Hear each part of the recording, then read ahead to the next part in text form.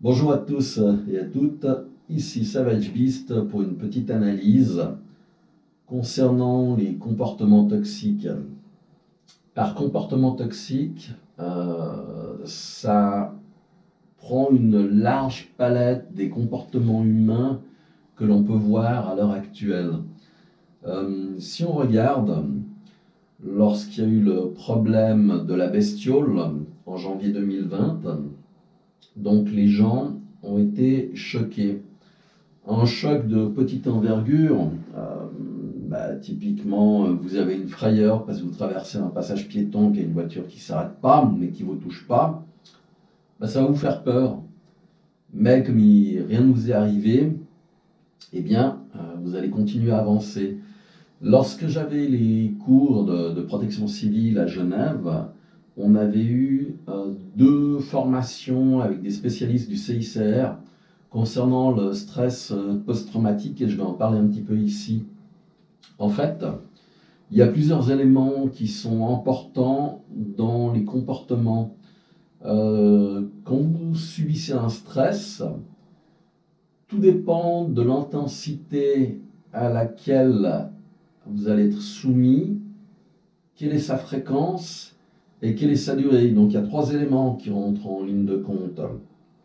Si on prend le cas de la bestiole, durant 2 ans, on a été matraqué par des informations contradictoires, donc impossible d'avoir une vision cohérente. Donc ça enduit des peurs. Ces peurs ont été renforcées par ce qui était annoncé, par ce qu'on a vu, par les morts. C'était un matraquage continuel. Donc durant 2 ans, on a été assommé avec des nouvelles qui nous ramènent à notre propre mort, qui nous ramènent à notre peur, qui sont là pour capter l'attention. En fait, c'est un choc psychologique qui est fait. C'est aussi une des techniques qui est utilisée par les gouvernements, par les armées, de manière à pouvoir contrôler les populations ou à les faire exploser. Tout dépend de ce qu'on recherche à faire. Donc, concernant la bestiole, les gens ont eu d'abord cette peur, cette sensation de mort imminente, même si ce n'était pas le cas, c'est-à-dire qu'on a été matraqué.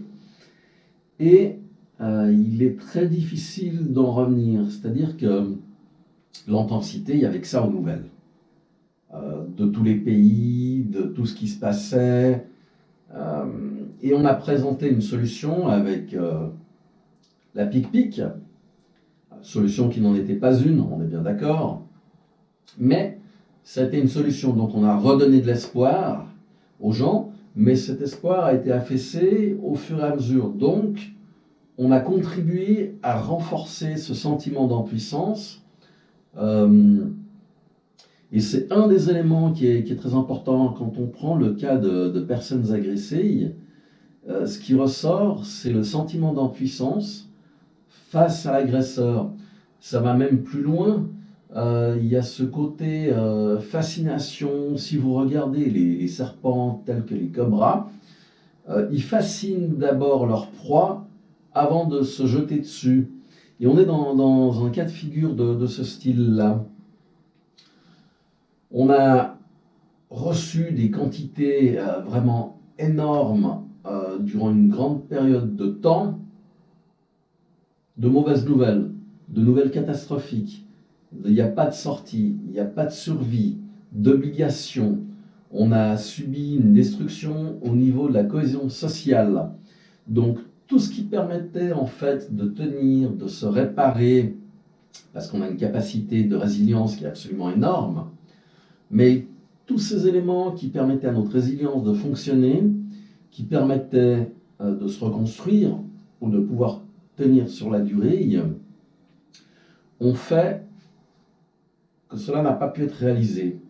On a été séparés, on a été montés les uns contre les autres. Il y avait les gentils d'un côté, ceux qui passaient à la pic-pic, et les méchants, ceux qui étaient responsables de tous les morts, qui n'allaient pas à la pic-pic. Puis on est venu avec les fameux QR codes, de manière à séparer le bon grain de l'ivraie. Et comme vous avez pu le constater, ça n'a été qu'une manipulation de plus.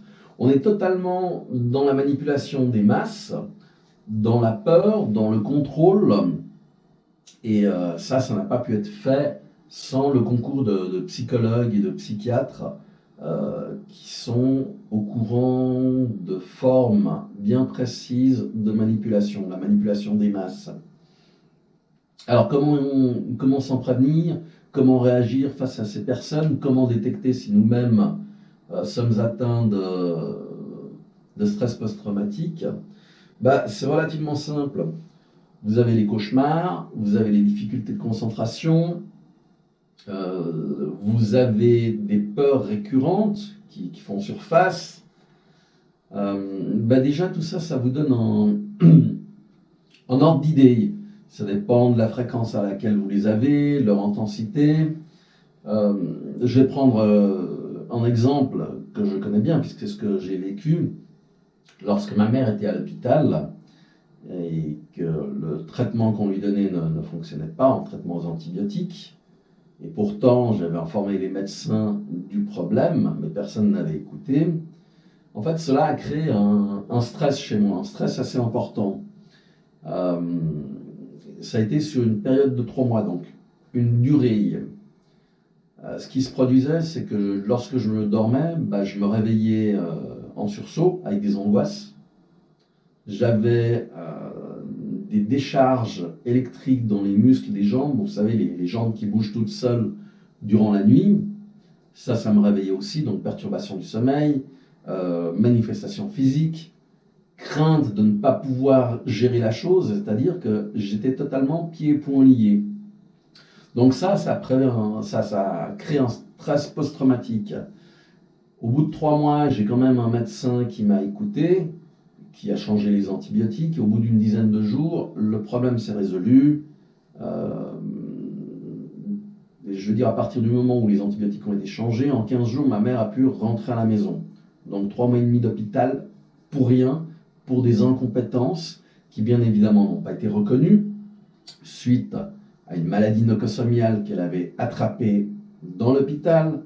Bref, tout est lié. Si vous voulez, c'est la période, l'intensité, le fait de ne pas avoir d'écoute qui font que les symptômes apparaissent. Et ça, vous pouvez le constater dans le comportement de vos proches, s'il y a des agressivités, s'il y a le fait de se mettre dans un coin, de ne pas arriver à communiquer.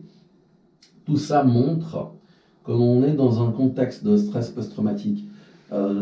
J'ai connu malheureusement pas mal de femmes qui ont subi des violences sexuelles, des viols, des incestes, et ça laisse des traces profondes, parce qu'on est à nouveau dans cette situation de victime qui ne peut rien faire, qui est abusé par un proche ou non, ça dépend de qui a fait l'acte, cet acte violent, le fait de ne pas pouvoir se défendre.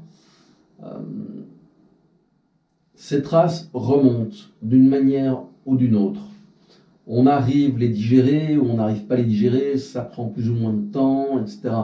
Donc, si vous avez ce genre de comportement dans votre famille, vous pouvez essayer de discuter avec la personne, voir pourquoi elle a ces réactions, qu'est-ce qui les provoque. Vous pouvez identifier les éléments déclencheurs. Ça peut être une image, ça peut être un son, ça peut être une chanson. Et c'est à ce moment-là qu'il faut essayer de discuter avec. Parce qu'on peut corriger. Corriger est un bien grand mot, c'est-à-dire que la personne va pouvoir digérer l'élément traumatisant, l'événement, et se reconstruire. Quand je vivais dans les pays de l'Est, les gens étaient beaucoup plus solides que ce que nous le sommes dans nos pays d'Europe occidentale, on va dire.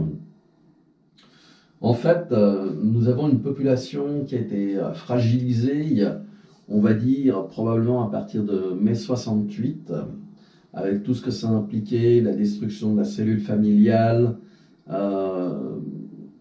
un problème de confusion des genres, tout ce qui faisait les points d'accroche, ça a été détruit systématiquement.